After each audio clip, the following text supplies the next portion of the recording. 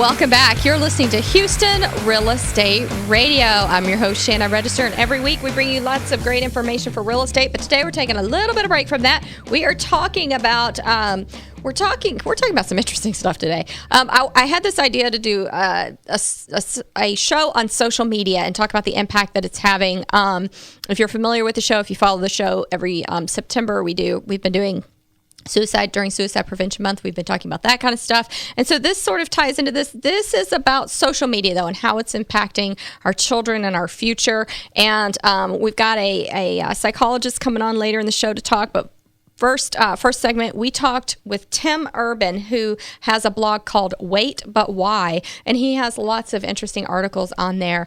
So that's what we're talking about today. So if you're just joining us, if you want to go back and hear first segment, you can catch it online at HoustonRealEstateRadio.com. We have all the videos there, and you can catch up with us there. But we're going to continue on with Tim. He's calling in today, and it seems like to me that it's getting harder and harder for people to take negative feedback. I don't know if that's because we gave everybody trophies for so long. They just all feel like it. But I mean, I know for me in my career, if I'm going to say something negative to somebody, whether it's in a leadership position or as a boss or as when I'm talking to a seller, a client trying to, tell them something negative, you got to start with something positive and then lead into the negative and then end it with something positive, because people just seem weak. They seem weak. They can't take negative. I do think there's a culture that they were raised in. And I say they, I mean we also. I was part of it. Yeah, we're part of it. They're raised in a culture where, everyone gets a trophy. There are no strikeouts. You're just praised a lot from a young age, and you get addicted to that, and you feed off of that, and then when it's not there, it feels like something's wrong. And the truth is, of course, especially early in your career, you suck at what you're doing. Like, you're not good at what you're doing at 24, like almost ever. And you should be criticized. That should hurt, and you should learn from it, and you should not want to have that feeling again. So you work really hard to get better, and you improve. And if you can't take it, if the boss isn't allowed to say that to you, it's a serious problem. Now, I don't think this is across the board.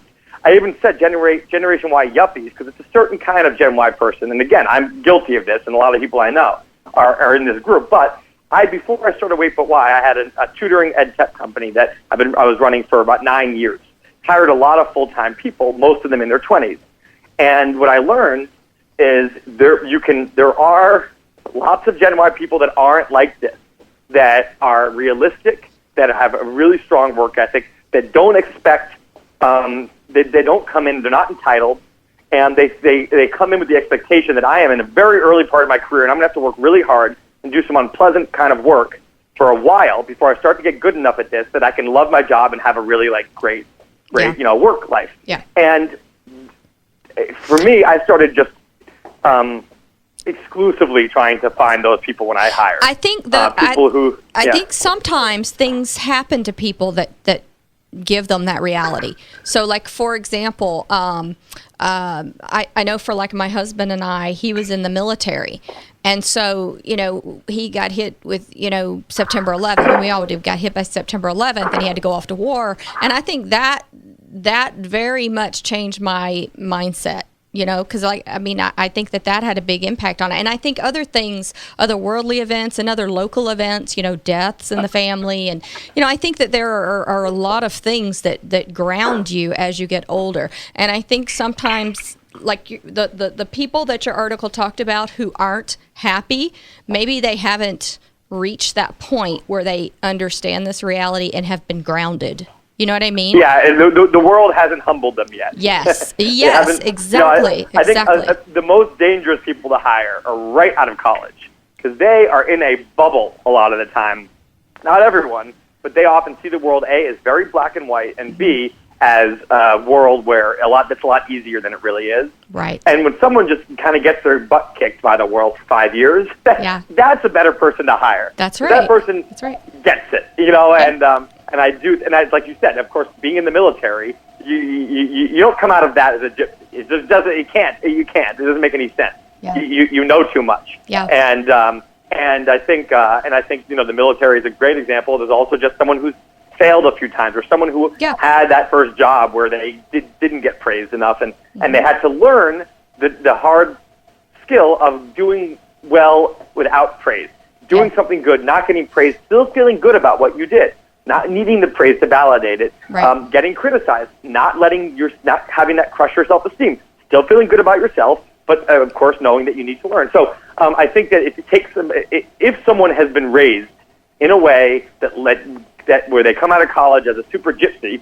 they're going to go through some pain. Unless they're incredibly talented. 1 out of 30 people is talented enough that if by 25 they're already, they've made $1 million, or they're already, they already have a book out in stores. Okay, that person is, but the problem is 24 of the 30 people think that they're that person.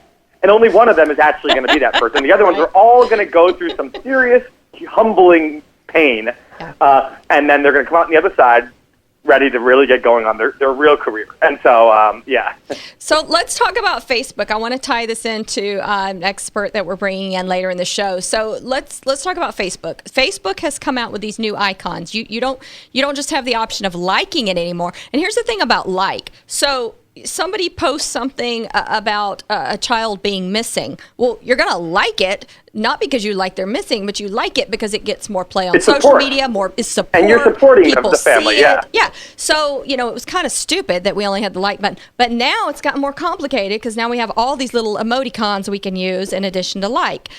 How do you think that's going to impact our children? I'm saying our children in general, having not only social media now, but interpretive social media, much more detailed social media.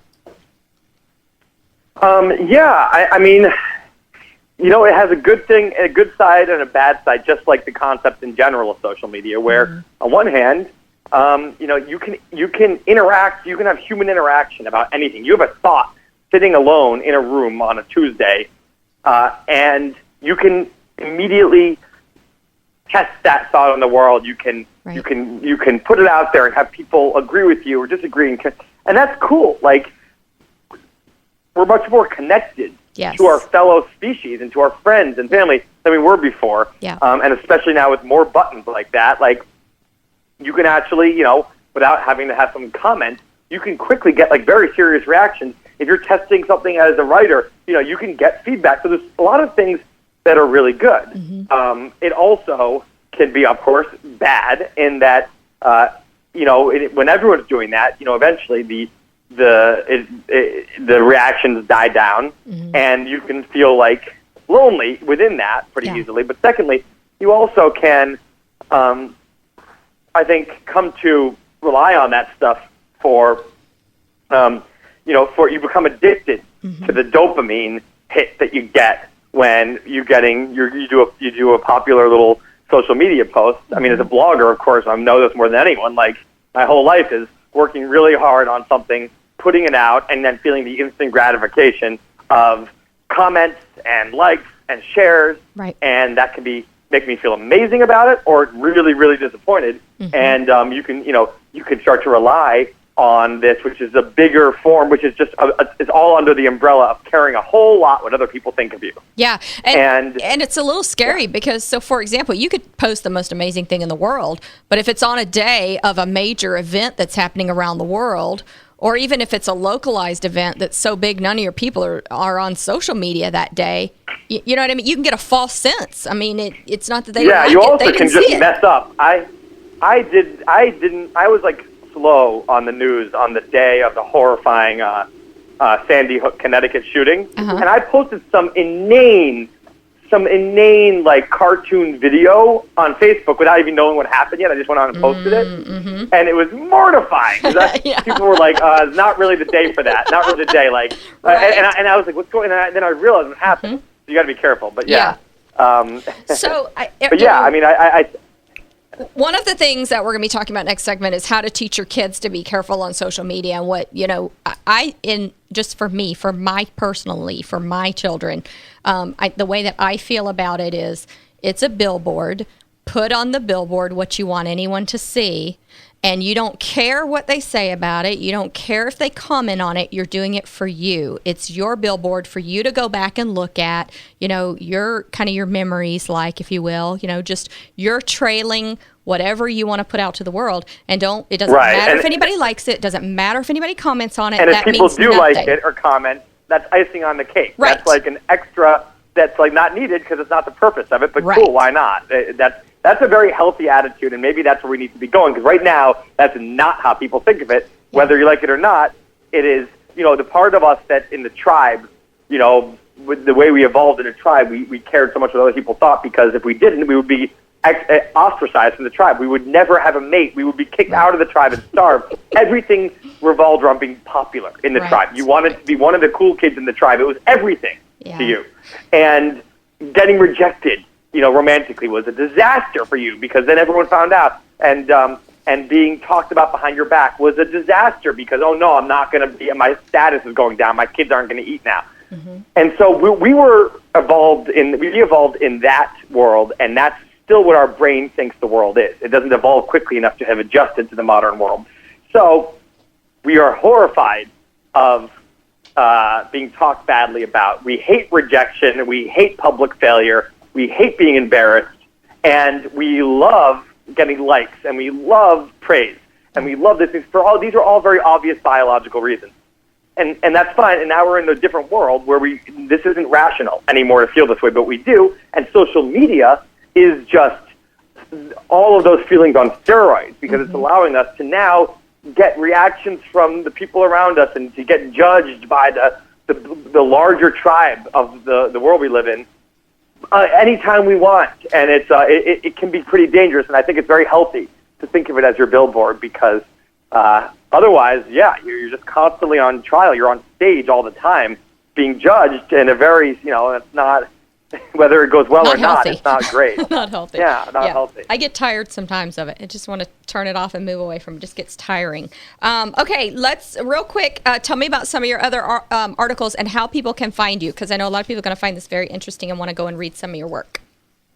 Sure. Well, okay, so, I write about a lot of things that have to do with psychology like this, like the Gen Y post is one of them, but I write about why we procrastinate. I just did a TED Talk last week on that topic. It was terrifying. And the why we care so much what other people think of us, and how to pick a life partner in a way that's not like being delusional, and why we should live in today. I talk about all that stuff, and then I also write a lot about artificial intelligence and why we haven't seen aliens, and Elon Musk and SpaceX and going to Mars and all of that. So those are the two halves of Wait But Why, but all of it is on my blog, waitbutwhy.com. Waitbutwhy.com. Waitbutwhy.com. That's where I spend all my time. So all of this is there, long articles with stick figures. Tim, we appreciate it. Tim Urban, lots of great information. Thanks for calling in today. We appreciate it. And if you've got a real estate question or any question about what we talked about today, give us a call, 844-788-9444. We'll be right back after word from our sponsors here on Houston Real Estate Radio.